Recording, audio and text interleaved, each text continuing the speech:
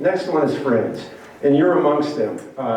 It's sort of like when Jan meets somebody, it's kind of like a friend she hasn't met yet, okay? And so friends are very precious to her, and it fits well into her gift of compassion, which is just, man, whether it's animals or whether it's people, her gift of compassion is incredible. And the next one is fun. And she likes to have fun. There's not a county fair or a craft fair or a carnival that she does not like. And so if you're traveling on the road and you see a Ferris wheel in the distance or something, you either have to distract her or you have to turn in, pretty much. You know what I mean? So anyway, the fun part. And then there was another one. What was that? Food. All right, food. And when you think of Jan and food, that's one thing to see that, yes, she enjoys food. She's trying to behave herself on food these days. Some gluten-free and some of that sort of stuff that sometimes people have to do. But in a restaurant, patience is my endurance that I must do while she decides on what menu item to order. So anyway, food. She loves food, but it sometimes takes a little while. Okay. And the fifth one is faith. And right from day one, when we were dating, yes, we met in a parachurch organization, Young Life, and we went out as leaders. We went out dancing one night, and I danced completely with her, and nobody else, and 6 months later we were married. And so anyway, not a recipe for everybody, okay?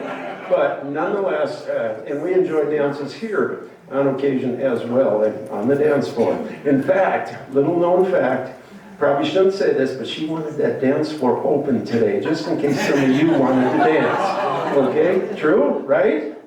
Yep. So anyway, those are some things about Jan. So anyway, I'm going to turn it over to Mandy, has some stuff to share as well.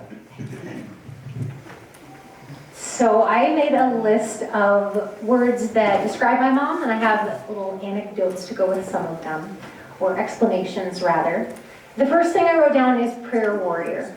Yes. Because she is. Yes. Whether you want her to be praying for you or not, she will be praying, and she will pray with ferocity, and it's powerful. She was a stay-at-home mom for most of our growing up time. And during that time, people would ask me, what does your mom do? And I would say, honest as could be, she's a professional prayer warrior. Because that's very much what she did. I mean, she loved on us like crazy, and I knew she was that committed. Official, I remember being a teenager and getting sick at one point, and my mom saying, I wish I could be sick instead of you. I hate to see you suffer. And that's her heart. And I think about that at times, like, would I be willing to take that sickness for someone else? I remember my mom, she would have. And she wanted to because she cared about people so much. Next thing is artist. Some of you have seen her Z drawings, but it goes beyond that. Mom has paintings that are all over their place. Mom taught my brother and me how to do little clay sculpture type stuff, pottery when we were kids. She's an amazing artist. I did not inherit that. My brother did. No, you did! Your paintings are way better than mine. I'm still doing stick figures. And nephew Gabriel has inherited some of the artistry, I think, as well. Another thing is worshiper. My mom is a worshiper of Jesus. And she would take her bag of tambourines and streamers and go to these churches and go to gatherings, and it didn't matter if she was the only person. If it wasn't unhealthily distracting and she felt the Spirit moving her, she would take out her streamers or her tambourine, and maybe she'd go in the back because she didn't want to be obnoxious about it. But I brought a few of her streamers today. She still has them. I'm just going to show you. And she would make these streamer lawn things. And I grew up with my mom doing this. And she still does, and she still will. She was a youth group mama. So when I was hitting the middle school, high school age, there were some gaps in the leadership at our church, and the famous youth leader left, and then they tried to bring in someone new, and a band of mamas stood up and started holding Bible study meetings and taking a bunch of us youth group kids on trips out of state. They flew us to California for a conference out there. We drove to Kansas City, and that is where a number of us encountered the Holy Spirit and just had life-changing experiences. So none of these mamas needed a formal title of youth leader. They just stood up and did what was on their hearts. And to this day, some of those people from that group are still some of my best friends who love Jesus and have amazing kids and are just seeking to bless others as well.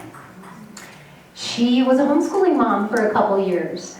And I know the reason I got put into homeschool. I'm not sure about my brother. I made a Madonna, Cyndi Lauper paper mache Big Bird project. And they put me in public school back then and came home singing Material Girl as a second grader. And they're like, maybe that's not quite what we're thinking is going to be optimal. And so for a couple of years, Mom homeschooled us. And I will say, it had its challenging moments because between Mom and Dad is more the educator in the family. But Mom had the greatest field trips and art projects, and I think we excelled in some of the extracurriculars during that time because of her using her giftings in that role. She's also an avid lover of nature.